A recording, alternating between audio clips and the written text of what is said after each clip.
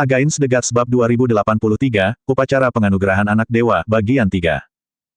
Kata-kata dan tindakan Yun Ce membuat penonton dalam keadaan campur aduk, ada yang tercengang, ada yang bingung, dan ada yang diam-diam terhibur. Ekspresinya merupakan ekspresi emosi yang jelas. Adapun Meng Changji, yang berada di puncak alam penenun mimpi, yang hanya berada di bawah penguasa, ekspresinya bahkan lebih luar biasa, membuat para guru impian lainnya tidak bisa berkata-kata. Namun, Meng Changji tetaplah Meng Changji. Setelah terperangah oleh manuver Yun Ce yang benar-benar tidak terduga, dia dengan cepat mendapatkan kembali ketenangannya, suaranya kembali ke nada biasanya, tenang dan berbobot, bagaimanapun, kamu adalah putra yang mulia dewa, benar-benar bijaksana melebihi keyakinanku selama bertahun-tahun. Apa yang baru saja Anda katakan tentu sejalan dengan pikiran saya. Kultivasi Anda sangat jauh dari milik Jianxi, seperti yang dapat dilihat semua orang. Keterampilan Anda jauh lebih rendah daripada keterampilan praktisi penenun mimpi di level yang sama, dan ini adalah fakta yang tidak dapat disangkal.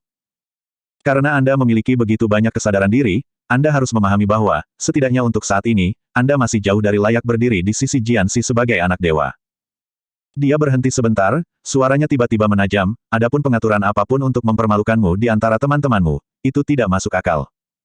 Meng Jianyuan, kamu adalah putra yang mulia dewa, dan kamu harus lebih sadar akan kata-kata dan tindakanmu. Perilakumu ceroboh, kamu tidak menunjukkan rasa hormat kepada orang yang lebih tua, dan kamu berbicara begitu sembrono. Bagaimana bisa seseorang seperti kamu layak menjadi anak dewa penenun mimpi? Kata-kata Meng Changji logis dan kuat, membawa beban kekecewaan seorang mentor terhadap seorang junior. Namun kenyataannya, mereka yang mengenalnya tahu bahwa dia benar-benar marah. Dia telah terprovokasi oleh seorang pemuda yang baru saja dia temui. Berbicara sembarangan. Berbeda dengan Meng Changji, Yun Ce mempertahankan sikap tenang dan acuh tak acuh, wajahnya menunjukkan kebingungan yang dianggap salah oleh siapapun, aneh sekali. Untuk mencegah saya menjadi anak dewa kerajaan penenun mimpi, Anda harus mempertanyakan dan menyerang kualifikasi dan kemampuan saya. Untuk membuktikan keraguan ini, untuk membuktikan ketidaklayakan saya, Anda tentu harus mengatur agar beberapa praktisi dengan level yang sama tiba-tiba menantang saya, memaksa saya mengalami kekalahan yang memalukan, sehingga saya tidak berani lagi mendambakan gelar anak dewa. Rencana cadangan yang sederhana dan alami, namun Anda belum membuat pengaturan apapun. Matanya sedikit melebar, dan kebingungannya bertambah saat dia mengalihkan pandangannya ke arah Meng Jianxi. Jianxi, apakah orang-orang di faksimu benar-benar tidak berguna? Bahkan jika Meng Changji mencoba menstabilkan emosinya, janggut putih panjangnya sedikit bergetar. Dian Jiuzi tidak bisa menahan tawa, namun dia segera untuk menahannya, seolah-olah tidak terjadi apa-apa. Istilah, faksi, sangat sensitif di kerajaan dewa manapun, dan bahkan di antara kekuatan di luar kerajaan dewa. Meng Jianxi memiliki faksi sendiri yang terikat pada takdirnya, dipimpin oleh klan ibunya. Fakta ini adalah sesuatu yang dipahami secara diam-diam di seluruh kerajaan penenun mimpi. Tapi tidak ada yang menyangka bahwa, Meng Jianyuan, yang baru saja kembali ke kerajaan penenun mimpi dan belum menemukan tempatnya, akan berani menyebutkan tabu ini secara terbuka di depan semua orang. Meng Kongchan tetap tanpa ekspresi dan diam, dengan tenang mengamati situasinya, itu cukup lucu, karena dia telah tersenyum licik sebelumnya, menunjukkan bahwa dia akan membiarkan Yun Ce menangani ini sendiri. Menariknya, meskipun Yun Ce menghadapi Meng Changji, Meng Xuanji, Meng Kongdu, dan seluruh faksi Meng Jianxi, Meng Kongchan tidak merasakan rasa takut di dalam hatinya. Mungkin secara tidak sadar, dia percaya bahwa bisa membawa pertunangan Hua Caili dengan Dian Jiushi tepat di bawah pengawasan Hua Qingying, akan jauh lebih menantang daripada menghadapi 9 penguasa istana impian sendirian. Di tengah berbagai tatapan di aula, Meng Jianxi berdiri, senyumnya menghilang, dan alisnya sedikit berkerut. Saudara Yuan, pernyataanmu itu tidak pantas. Kami, para penenun mimpi, semuanya berakar pada sumber yang sama. Meskipun terkadang kami berbeda pendapat, kami semua memiliki hati yang sama terhadap penenun mimpi, dan tidak ada yang namanya faksi. Saudara Yuan, tolong jangan sebutkan dua kata itu lagi. Master Istana Besar dan yang lainnya menentang Anda menjadi anak dewa kerajaan penenun mimpi karena alasan yang telah terakumulasi selama bertahun-tahun yang tak terhitung jumlahnya. Ini tidak ditujukan kepada Anda, juga bukan bersifat pribadi. Gagasan bahwa mereka dengan sengaja mengatur seseorang untuk mempermalukan Anda sama sekali tidak berdasar. Ekspresinya serius, kata-katanya sederhana namun serius. Hanya dalam beberapa kalimat, dia menyampaikan teguran anak dewa terhadap seorang pangeran biasa, teguran dari kakak ke adik, dengan sedikit kekecewaan yang terlihat jelas. Kalimat terakhir tampak seperti sebuah penghiburan, namun jika direnungkan, kalimat tersebut juga dapat diartikan sebagai penghinaan, seolah-olah mengatakan, bagaimana Anda bisa layak menjadi target dari pemimpin istana. Menghadapi Meng Jianxi, Yun Ce masih menunjukkan senyuman, oh, benarkah? Jadi, Dia mengangkat lengannya dan tiba-tiba menunjuk ke belakangnya, di mana beberapa praktisi muda yang diselimuti aura berapi-api sedang duduk. Jadi, apa yang salah dengan orang-orang ini? Tatapan orang banyak segera beralih ke individu yang ditunjukkan oleh aura api. Dalam sekejap, keenam penguasa impian dari faksi Meng Jianxi merasakan jantung mereka berdetak kencang, sementara Meng Jianzuo, yang telah menonton dengan tenang, wajahnya tiba-tiba berubah warna, hampir kehilangan kendali dan berdiri. Karena 9 praktisi terkenal semuanya adalah individu yang diatur secara pribadi untuk menantang Yun Ce pada waktu yang tepat. Tidak ada yang lebih, tidak ada yang kurang. Pada saat yang mengejutkan itu, mereka merasa seperti sedang melihat hantu. Mengagumi sikap Meng Jianxi yang masih tenang, Yun Ce perlahan berkata, 9 orang ini cukup aneh.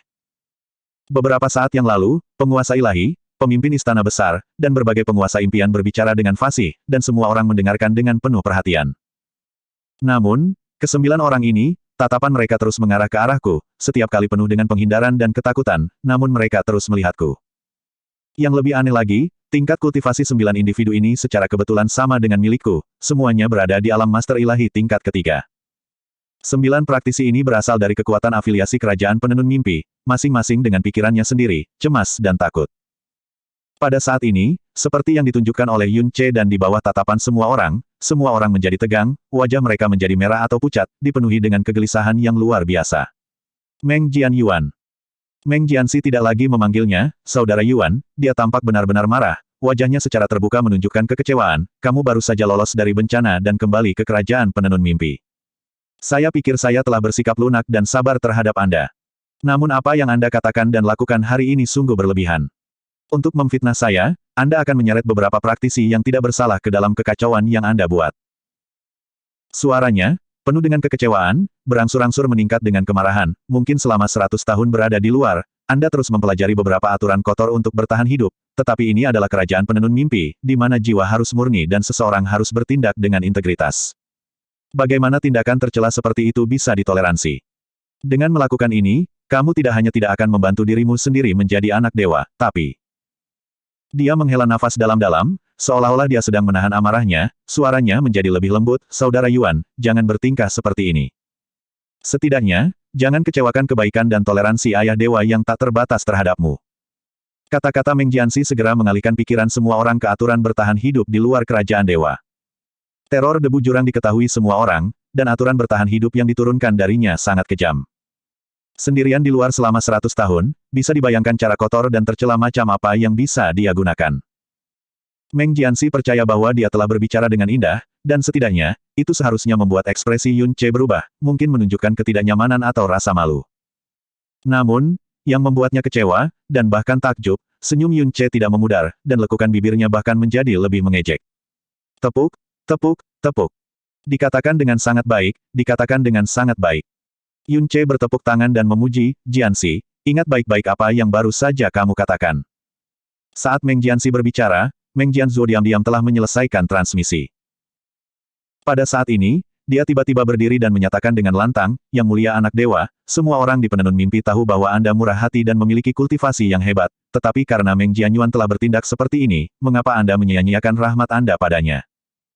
Dia menoleh ke Meng Kongchan dan membungkuk dalam-dalam, Ayah Dewa, apa yang dikatakan dan dilakukan Meng Jianyuan hari ini, Anda telah menyaksikannya dengan mata kepala sendiri. Dia telah kehilangan ketenangannya di depan umum, tidak menunjukkan sopan santun, tidak menghormati orang yang lebih tua, dan bahkan berani memfitnah anak dewa dan berbagai penguasa impian di depan semua orang. Taktik yang begitu rendah. Jika seseorang seperti dia menjadi anak dewa penenun mimpi, tidak hanya orang luar, tapi bahkan anak-anak pun akan merasa sangat malu. Yun Ce menoleh, tiba-tiba seperti menyadari sesuatu, oh. Meng Jianzuo, saya mendengar bahwa Anda adalah antek pertama di bawah Meng Jianxi. Sekarang aku mengerti. Bagaimana satu kalimat bisa memprovokasi Yang Mulia Dewa. Di bawah tatapan semua orang, wajah pucat Meng Jianzuo berubah menjadi merah padam dengan kecepatan yang mencengangkan, dan kemudian berubah menjadi warna ungu yang lebih mencengangkan. Meng Jianzuo tahu bahwa dia tidak bisa kehilangan kendali, tetapi darah yang mengalir deras ke kepalanya membuatnya menggeram. Meng Jianyuan, kamu, sebenarnya.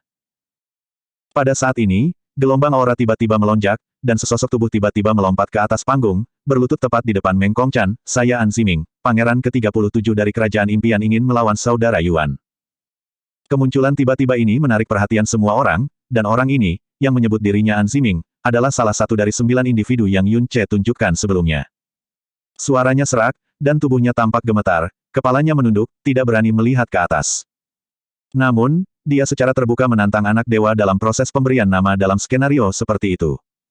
Meng Kongqan membuang muka, mengapa?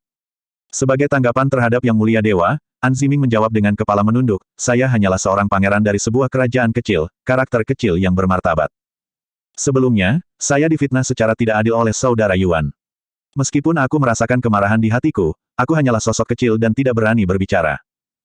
Namun, Meng Jianzuo telah menunjukkan kebaikan yang besar terhadap keluarga kerajaanku, namun dia diperlakukan dengan kata-kata keji oleh saudara Yuan. Saya bisa mentolerir pencemaran nama baik secara tidak adil, tapi saya tidak bisa menerima dermawan saya diperlakukan begitu buruk. Karena saudara Yuan menyatakan bahwa saya sengaja diatur, maka, dia mengalihkan pandangannya ke arah Yun Ce, saya akan menuruti keinginan saudara Yuan dan menantangnya sebagai sesama guru ilahi tingkat ketiga. Pada titik ini, An Ziming tidak punya jalan keluar, dan suaranya bahkan membawa momentum yang cukup besar, seperti yang dikatakan saudara Yuan sendiri, saya tidak lebih dari tokoh kecil dari kerajaan kecil yang berafiliasi, jadi saya yakin saudara Yuan akan mengalahkan saya. Tetapi jika kebetulan saya menang, anak dewa, di mata kami, adalah sosok yang mirip dengan makhluk ilahi. Jika kamu bahkan tidak bisa melampaui seseorang sepertiku, bahkan jika dia hanyalah orang luar yang rendah hati, aku tidak bisa menerima orang seperti itu menjadi anak dewa penenun mimpi.